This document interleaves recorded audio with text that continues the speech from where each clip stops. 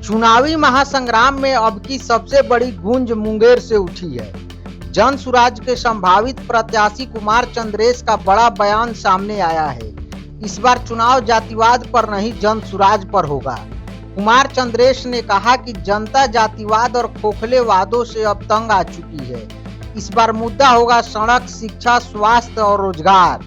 जन सुराज को जनता का अपार समर्थन मिल रहा है। गांव-गांव और चौपालों में चर्चा तेज है। लोग कह रहे हैं कि अब नेताजी काम की बात करें, जात पात की राजनीति नहीं। इस बयान ने विरोधियों की धड़कनें बढ़ा दी है। तो साफ है, मुंगेर का चुनाव इस बार सिर्फ सियासी नहीं बल्कि जन सुराज बनाम जातिवाद की जंग बनने जा रहा है, जहां जन सुराज को जनता का अपार समर्थन भी मिल रहा है। सबसे पहले आपके दर्शकों को नमस्कार। इसमें कोई दो मत नहीं है कि मुंगेर में सड़क की हालत बहुत ही खराब है और नल जल योजना के अंदर जितने नल लगाए गए हैं पानी कहीं नहीं आती है।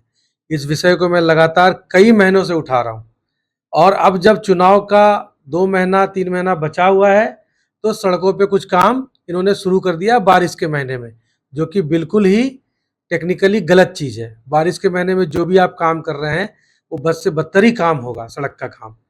तो जनता परेशान है। 5 साल जनता, 4 साल 4.5 साल परेशान रहा। लास्ट के 3-4 महीने में कुछ करके सिंपैथी गेन कर रहे हैं वोट के लिए। देखिए, शिक्षा के नाम पर सिर्फ यहाँ पर कागज पे काम हो रहा है। स्कूल पे बच्चे कागज पे एडमिशन करा रहे हैं, कागज पे ही पढ़ाई हो रही है और शिक्षा है नहीं कहीं पर।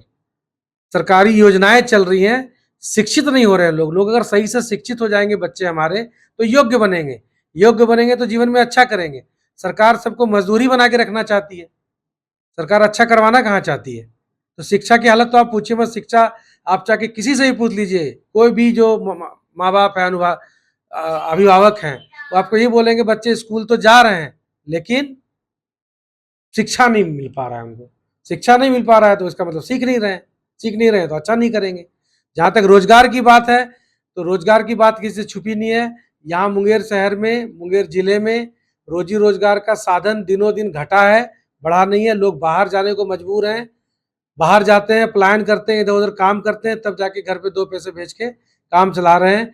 कोई रोजगार की व्यवस्था सरकार की तरफ से कभी नहीं होती है। तरफ से योजना ये है कि स्थानीय तौर पे ही यहीं पर अलग अलग तरीके से रोजगार को उत्पन्न किया जाएगा और अलग अलग विधाओं में लोगों को ट्रेनिंग देके उनको सामर्थ्य बना के, सशक्त बना के स्थानीय स्तर पर रोजगार दिया जाएगा। ये हमारा योजना है। उसके अंदर बहुत सारी चीजें हैं, ब्लूप्रिंट उसका तैयार है। बहुत सारे लोग हमारे साथ जुड़े हुए हैं जो इस तरह की चीजों को कार्यान्वित करेंगे ताकि हमारे युवाओं का पलायन बंद हो। 50 लाख लोग ऐसे हैं युवा पूरे बिहार में जो कि जबरदस्ती उनको ऊपर दबाव के कारण वो जाते हैं, पलायन करते हैं यहाँ से रोजी रोजगार के लिए। मुंगेर का भी उसमें अच्छा खासा परसेंटेज है, अच्छे खासे लोग हैं। तो वो लोग जो दबाव में जा रहे हैं बाहर, कम से कम वो लोग दबाव में न जाके स्वेच्छा से यहाँ उनको काम मिल जाए तो उसमें क्या बुराई है। अच्छे से काम करेंगे, यहाँ पर 12-15 हज़ार की नौकरी तो यहाँ भी दी जा सकती है। इसमें कोई ऐसी बात नहीं है कि हमारे पास योजना सबके लिए बना हुआ है। बस ये है कि उसको कार्यान्वयन करने के लिए हमें थोड़ा सा पहले चुनाव के माध्यम से लोगों के से जीत के आके यहाँ पर फिर काम करना पड़ेगा। क्यों नहीं सार्वजनिक होना चाहिए? हमारे पास ऐसे विधायक नहीं है क्या जो अपनी पूरी सैलरी भी दे रहे हैं? तो क्यों नहीं विधायक के फंड जो भी आ रहा है उसको सार्वजनिक होना चाहिए? बिल्कुल सार्वजनिक होना चाहिए।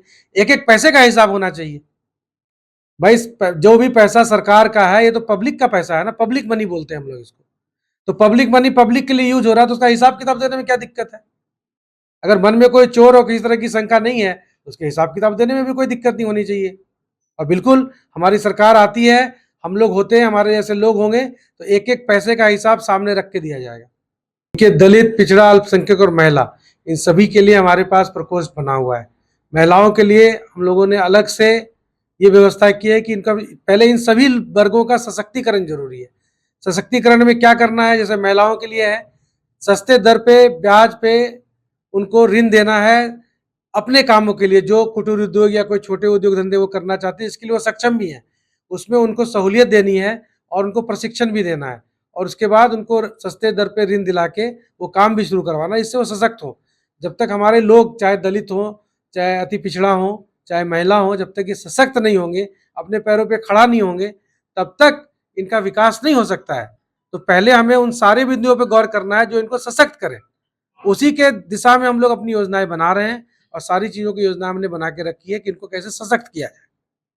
देखिए, क्षेत्र में सबसे पहले जो सड़क यहाँ की है उसको सबसे पहले ठीक से ठीक करना पड़ेगा। मैं ठीक से इसलिए बोल रहा हूँ कि सड़क बनता है तो ड्रेनेज का काम शुरू हो जाता है, उसके बाद गैस वाले पाइपलाइन बिछाने लगते हैं, उसके बाद कोई बिजली वाला तार बिछाने लगता है।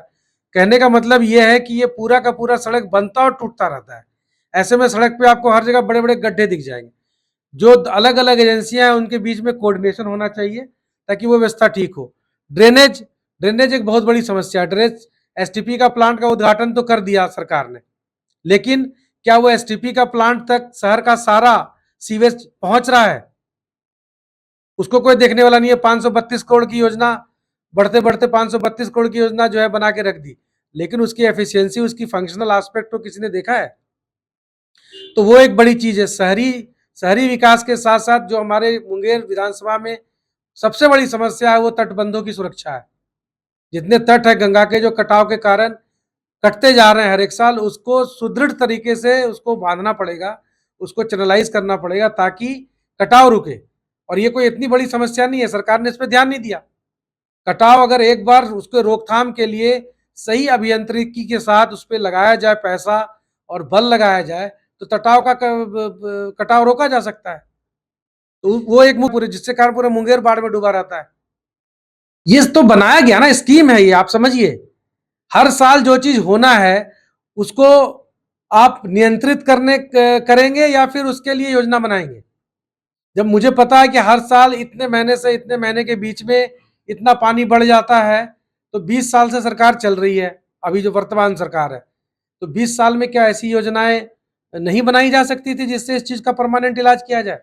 मैं तो ये कहता हूं अगर 50% पानी भी आप चैनलाइज करने में, रोकने में समर्थ हो जाते हैं तो घर घर पानी नहीं घुसेगा, लोग तबाह नहीं होंगे। तो उसको छोड़कर जो मूलभूत चीजों को सुधारने के बजाय लोग वोट की राजनीति करने के लिए ये आवंटन, वो ठीक है, वो टेम्पोररीली वो ठीक है, आप थोड़ा बहुत उनको मदद कर देते हैं, आवंटित कर देते हैं, कुछ ठीक है, लेकिन उसका परमानेंट इलाज भी तो होना चाहिए। उस पर कोई ध्यान नहीं दे रहा है। मेरा नाम है कुंवर चंद्रेश, मैं जनसुराज पार्टी से संभावित प्रत्याशी हूँ और जिला मुख्य प्रवक्ता हूँ मुंगेर जिला का।